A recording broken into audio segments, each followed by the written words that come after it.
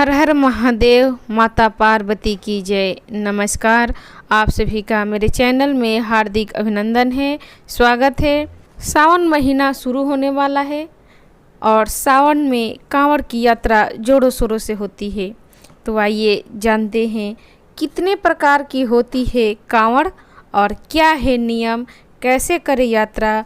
सावन के सोमवार पर जानिए हर एक नियम। देवभूमि उत्तराखंड अपनी धार्मिक यात्राओं के लिए प्रसिद्ध है। कांवड़ यात्रा में दूसरों राज्यों से लाखों की संख्या में कांवड़िया हर की पौड़ी आते हैं और यहाँ से गंगा जल लेकर शिवरात्रि के दिन अपने अपने क्षेत्रों के शिवालयों में जलाभिषेक करते हैं। कांवड़ यात्रा को लेकर लोगों में बहुत ज़्यादा उत्साह देखने को मिलता है। कांवड़ यात्रा कैसे शुरू हुई, किसने शुरू की, कितने प्रकार की होती है और कांवड़ के दौरान नियम क्या होते हैं। सावन मास आने वाला है। सावन मास में हरिद्वार से शिव भक्त कांवड़ लेकर गंगा जल लेने जाते हैं, फिर उस जल से भोलेनाथ का जलाभिषेक करते हैं।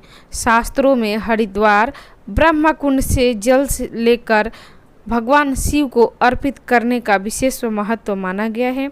कांवड़ का इतिहास। भगवान परशुराम भगवान शिव के परम भक्त थे। मान्यता है कि वे सबसे पहले कांवड़ लेकर बागपत जिले के पास पूरा महादेव गए थे। उन्होंने गढ़ मुक्तेश्वर से गंगा जल लेकर भोलेनाथ का जलाभिषेक किया था। उस समय श्रावण मास चल रहा था और तब से ये परंपरा को निभाते हुए भक्त सावन मास में कांवड़ यात्रा निकालते हैं। सामान्य कांवड़। सामान्य कांवड़िए कांवड़ यात्रा के दौरान जहाँ चाहे रुककर आराम कर सकते हैं। आराम करने के लिए कई जगह पंडाल लगे होते हैं जहाँ वह विश्राम करके फिर से यात्रा को शुरू करते हैं। डाक कांवड़। डाक कांवड़िए कांवड़ यात्रा की शुरुआत से शिव के जलाभिषेक तक बिना रुके लगातार चलते रहते हैं। उनके लिए मंदिरों में विशेष तरह के इंतजाम किए जाते हैं। जब वो आते हैं हर कोई उनके लिए रास्ता बनाता है ताकि शिवलिंग तक बिना रुके वह चलते रहें। खड़ी कांवड़। कुछ भक्त खड़ी कांवड़ लेकर चलते हैं। इस दौरान उनकी मदद के लिए कोई न कोई सहयोगी उनके साथ चलता है।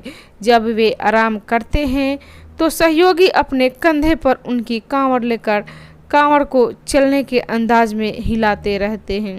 दांडी कांवड़। दांडी कांवड़ में भक्त नदी के तट से शिव धाम तक की यात्रा दंड देते हुए पूरी तरह करते हैं।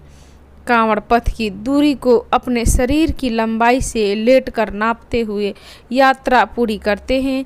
यह बेहद मुश्किल होती है और 1 महीने तक वक्त लग जाता है इस कांवड़ यात्रा को पूरी करने में। नियम क्या है।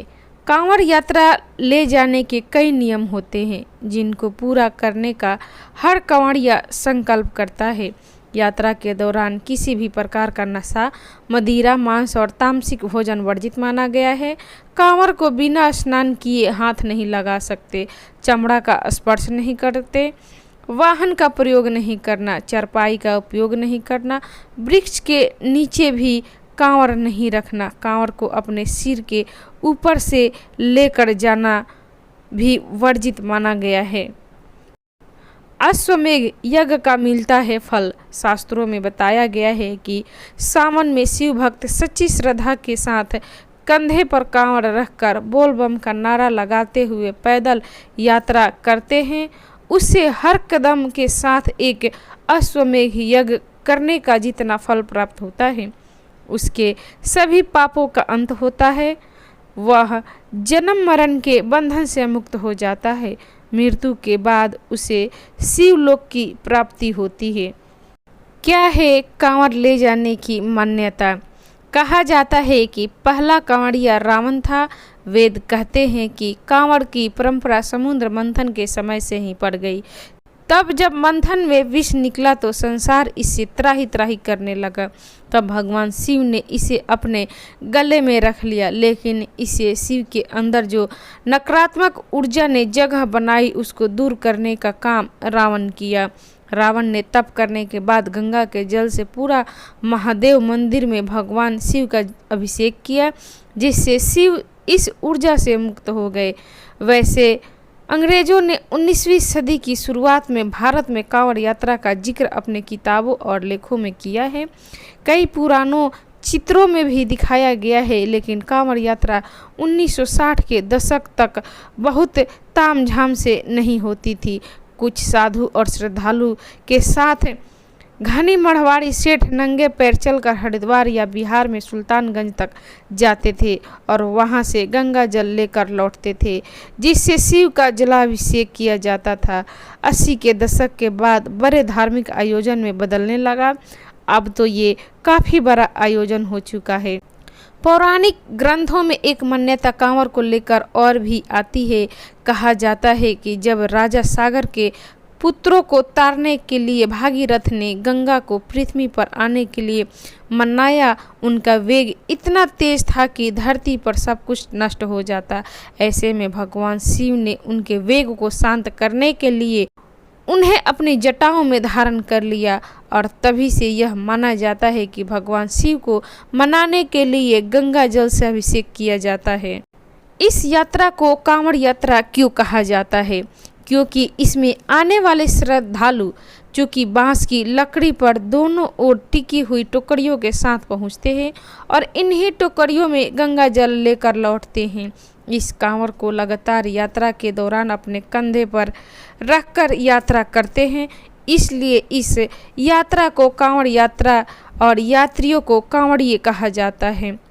पहले तो लोग नंगे पैर या पैदल ही कांवड़ यात्रा कर लेते थे, लेकिन अब नए ज़माने के हिसाब से बाइक, ट्रक और दूसरे साधनों का भी इस्तेमाल करने लगे। क्या कांवड़ यात्रा का संबंध केवल उत्तराखंड से आने वाले गंगा जल से ही है? आमतौर पर परंपरा तो यही रही है कि, लेकिन आम तौर पर बिहार, झारखंड और बंगाल या उसके करीब के लोग सुल्तानगंज जाकर गंगा जल लेते हैं और कांवड़ यात्रा करके झारखंड में देवघर के बाबा बैद्यनाथ मंदिर या फिर बंगाल के तारकनाथ मंदिर के शिवालयों में जाते हैं। एक मिनी कांवड़ यात्रा अब इलाहाबाद और बनारस के बीच होने लगी है। तो भक्तगण, ये थी कांवड़ से जुड़ी संपूर्ण जानकारी। आपको कैसी लगी? अच्छी लगी तो इसे लाइक करें, शेयर करें, मेरे चैनल को सब्सक्राइब करें। जानकारी प्राप्त करने के लिए आप सभी का धन्यवाद। नमस्कार।